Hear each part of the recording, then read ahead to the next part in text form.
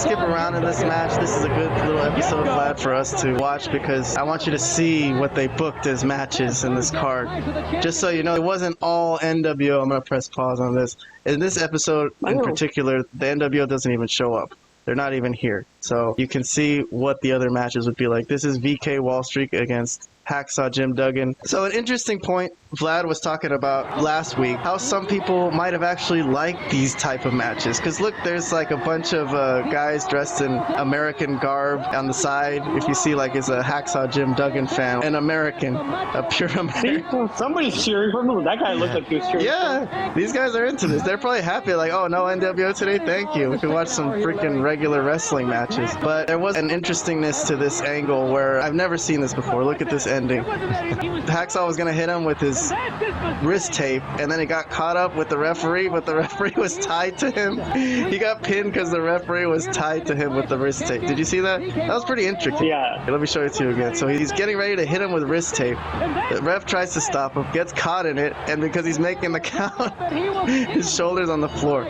So, okay, you know, this is an angle that really has nothing to do with the NWO, but at least it's entertaining in a way. These are two experienced wrestlers, but I'm going to skip to the ending.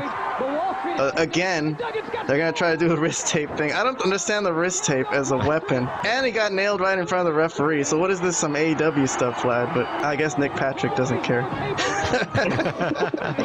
We're going to hear a little bit more about that later. Nick Patrick seems like he's the referee in every single match. There's been an ongoing controversy with him where people think he's getting his palms greased by the NWO, getting paid by them. But every match is controversial. It might have nothing to do with the NWO, but we'll see that later in the episode too. Let me move on. So he's gonna do a post-match interview with Mean Gene, but I'm not gonna play this. They ask him about Hogan, they ask him about the NWO. In general, they've been asking a lot of the wrestlers about what they think of the whole thing, but this is where the Macho Man comes back, because the week before on Nitro he fought Ric Flair, and that match was upended by Hulk Hogan coming in and smashing him with a steel chair.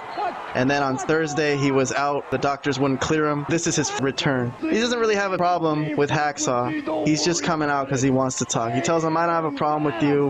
We are the same enemy. So let's listen to a Macho Man promo. About it. We're done in this lifetime, the next lifetime, and the one after that. All right, thank you, Hacksaw Jim Duggan apparently is going to leave. The Macho Man Randy Savage later tonight, of course, is going to be locking up with the Giant. But Randy, a couple of things we've got to talk about. First of all, let's go back 1 week ago tonight in Casper, Wyoming.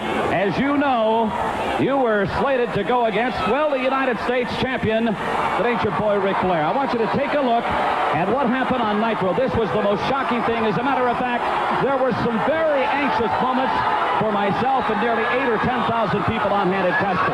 Describe for us what's happening here. Describe to us. Hulk Hogan is my wake-up call, because Isn't it self-explanatory? I am going to make things happen. I am not laying back even a little bit. I'm going to let it flow all the way, and that's real bad news for you.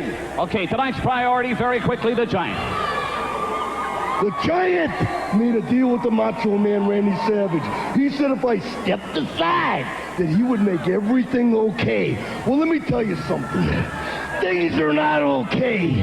The World Heavyweight Championship belt has been spray painted NWO, and I've got 15,000 stitches in my head. So I got a problem with Hulk Hogan, but right now, tonight, I got a problem with the Giant, and I'm going to solve that problem. Oh, yeah! All right, so Macho Man, stay tuned. Nitro is... Well, I don't know what he's talking about. I didn't hear. That's the first I heard about him and the Giant having some kind of agreement or something. But I guess I don't know what he's talking about there either. But I will say, if he had 15,000 stitches on his, that means his whole body had to have been stitched up. That's a lot of stitches. From head to toe, he was stitched up. But that was a very good promo. But Randy Savage could cut a good promo in his sleep, so that makes sense. Yeah, of course. That's going to be a nice little YouTube segment with just Macho Man talking. Looks like a thumbnail right there. Robert, you enjoy you some Macho Man, right? Oh, yeah. I'm a big fan of him.